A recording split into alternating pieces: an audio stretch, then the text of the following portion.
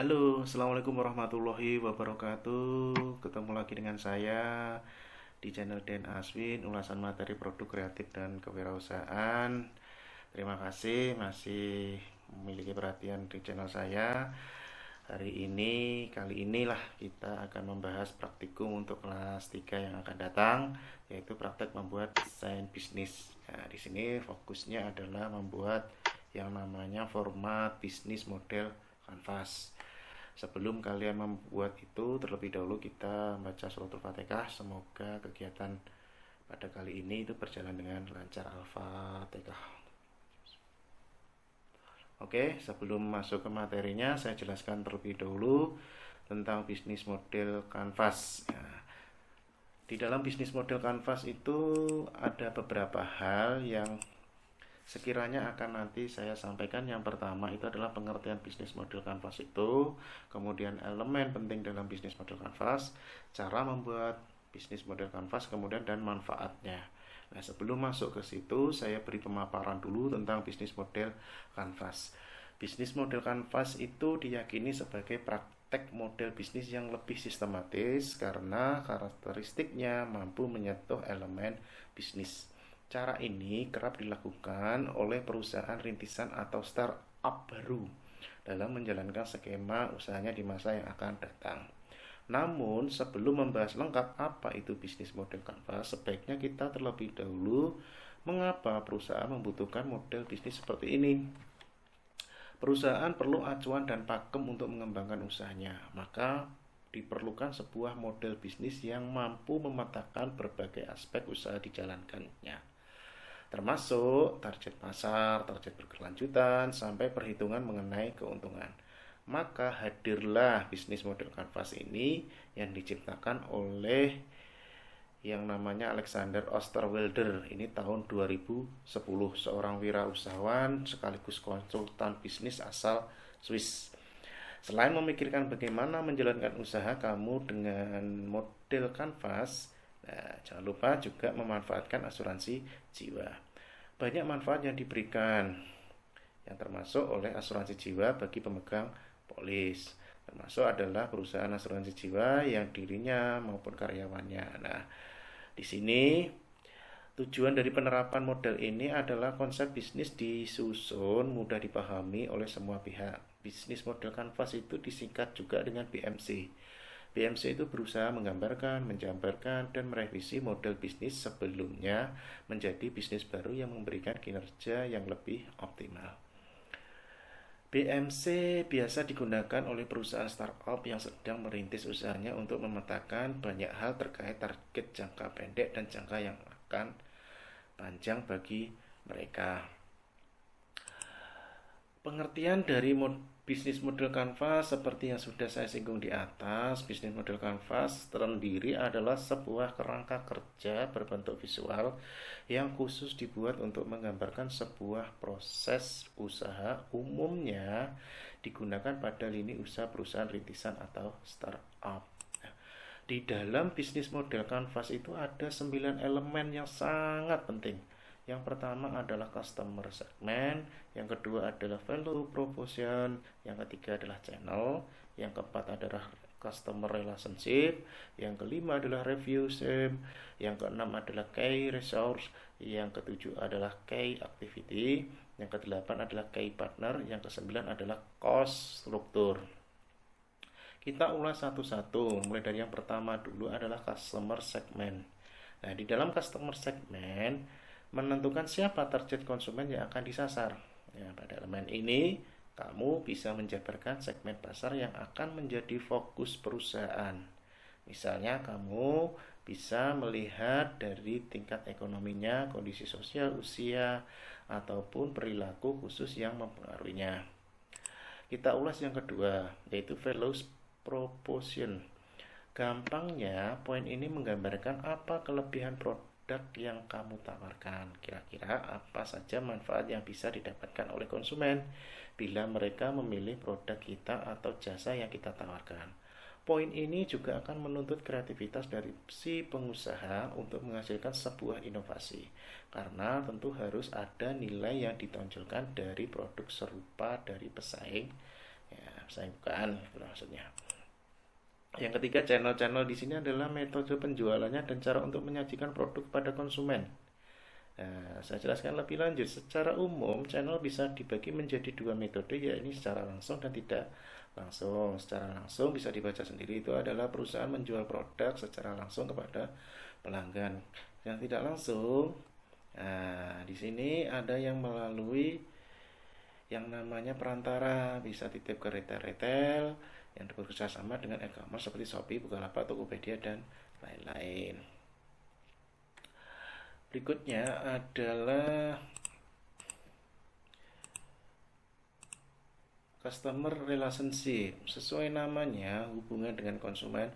Poin ini menuntut menyiapkan sebuah wadah yang cocok sebagai penghubung antara perusahaan dengan konsumen. Ingat, pelanggan adalah raja. Oleh karena itu, kepuasan pelanggan harus menjadi tujuan dari utama perusahaan.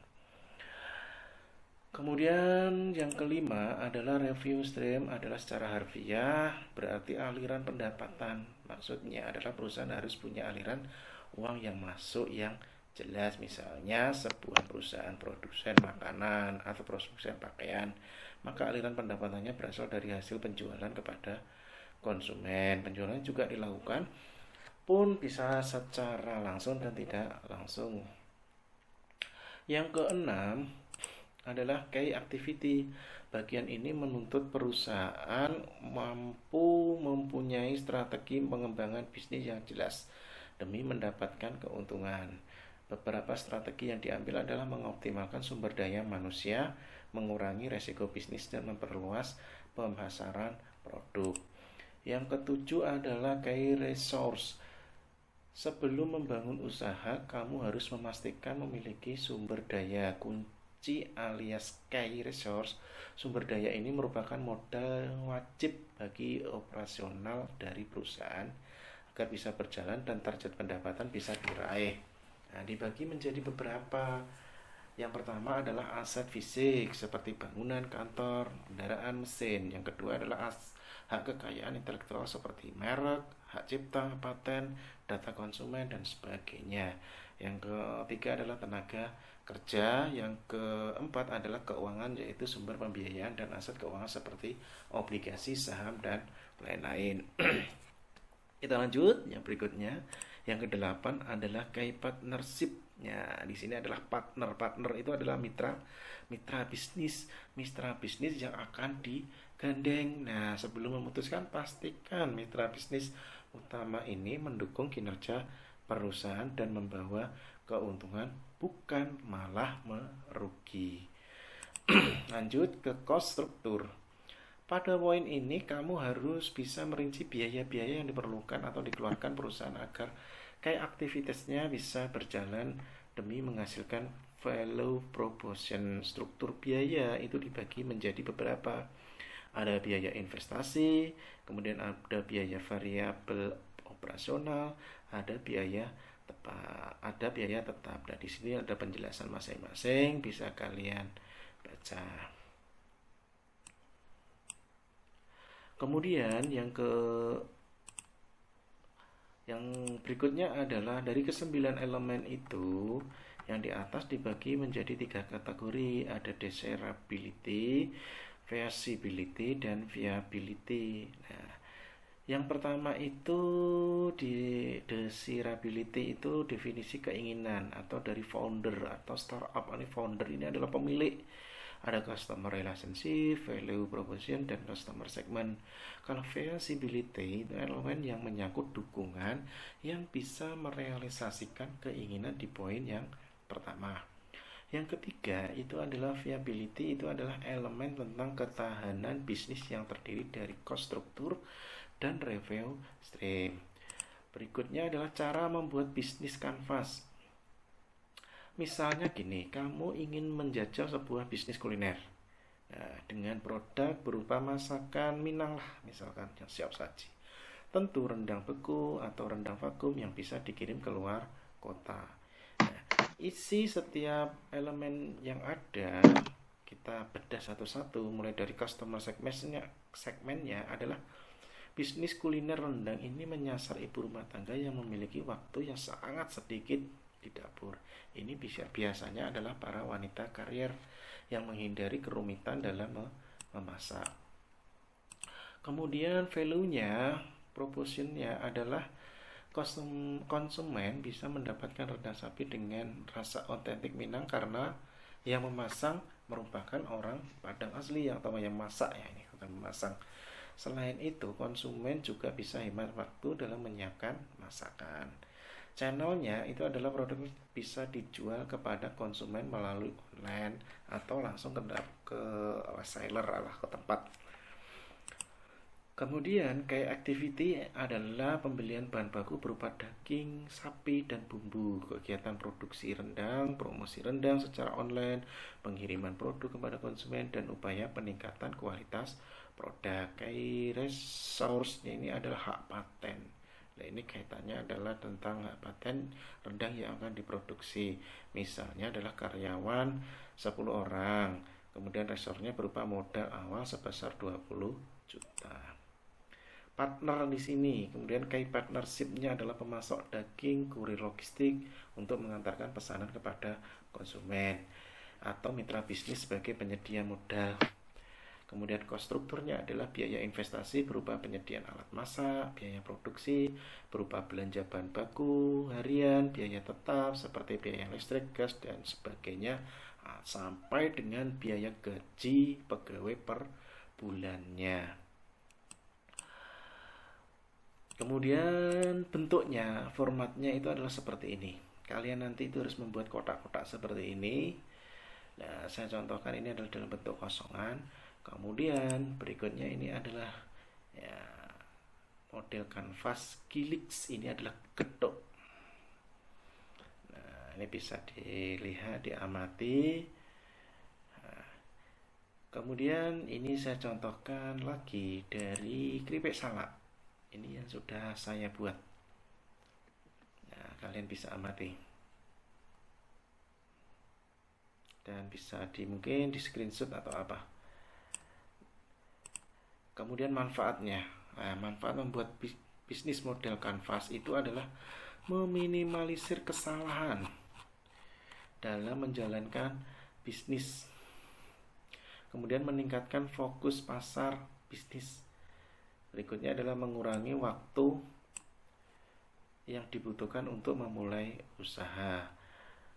Yang pertama adalah meminimalisir, ini yang bisa kamu dapatkan jika menggunakan BMC adalah meminimalisir kesalahan atau kekeliruan ketika mengeksekusi bisnis ini berkat pemetaan yang sudah dilakukan dalam perencanaan. Namanya kita itu merintis bisnis, pasti ada sebuah resiko yang harus dihadapi. Namun alangkah baiknya kita mengukur terlebih dahulu besar kecilnya kerugian yang bisa terjadi, sehingga kita itu selalu berjaga-jaga dan berhati-hati terhadap suatu hal yang sudah kita rencanakan. Dan rencananya yang kalau kita buat BMC itu bisa berjalan dengan lancar. Kemudian meningkatkan fokus pada bisnis. Nah, di sini dari 9 elemen kanvas itu, semua elemen tersebut berguna untuk fokus kita atau memfokuskan kita dalam usaha di suatu industri. Contohnya kamu buka usaha catering khusus untuk bekerja di kantoran di Jakarta misalkan atau di Nganjuk. Maka tentu target pasar kamu adalah para pekerja pria maupun wanita yang berada di rentan umur produktif. Tentunya di kawasan perkantoran misalkan Jalan Ahmad Yani atau Jalan Basuki Rahmat. Kemudian BMC ini mempunyai kegunaan yaitu meningkatkan fokus pemasaran. Pemasaran kita itu agar budget kita itu tepat sasaran dan keuntungannya itu bisa diambil secara maksimal. Kemudian mengurangi waktu yang dibutuhkan untuk memulai usaha. Itu adalah manfaat yang terakhir yang kita dapatkan adalah mempersingkat waktu yang dibutuhkan untuk mengeksekusi sebuah bisnis. Dengan menggunakan metode perencanaan ini, kita dapat menganalisis dari masing-masing elemen yang perlu diisi sesuai dengan kebutuhan dan usaha. Oke, nah ini di tugas akhirnya, yaitu ujian sekolah praktek produk kreatif dan kewirausahaan Yang pertama yang harus kalian lakukan adalah buatlah bisnis model kanvas sesuai dengan format yang sudah ada, seperti kotak yang sudah saya buat tadi. Yang kedua adalah pilihlah bisnis usaha yang sesuai dengan minat kalian, usaha sendiri atau yang sudah dijalankan, atau usaha yang ada di sekitar kalian yang bisa kalian gunakan untuk contoh. Lama pengerjaannya adalah 120 menit atau 2 jam. Kemudian dilarang melakukan copy paste atau mencontek bisnis kanvas yang sudah ada. Ini harus pekerjaan orisinil dari kalian. Kemudian bahan-bahan yang perlu disiapkan adalah kertas folio 2 lembar. Yang saya gunakan adalah 1 lembar, yang 1 lembar adalah cadangan bila terjadi kerusakan. Kemudian siapkan penggaris, penghapus, pensil, dan ballpoint. Kemudian penilaiannya saya ambil ada 3, yaitu penilaian jenis usaha, teknik pemilihan jenis usaha, format bisnis model kanvasnya, itu ada 50 nilainya. Kemudian presentasi, hasilnya nanti harus dipresentasikan ke saya, jadi saya akan tahu model bisnis yang akan kalian buat. Kemudian ini format pengerjaannya, ingat di halaman depan nanti ada nama kelas kalian, nama usaha, jenis usaha, alamat usaha, kemudian adalah bisnis model kanvas. Cukup mudah kan? Ingat, belajar dan tetap semangat. Jangan lupa selalu berdoa. Kalau perlu, video ini kalian ulang-ulang terus biar kalian tuh paham tentang bisnis model kanvas sebelum melakukan praktikum.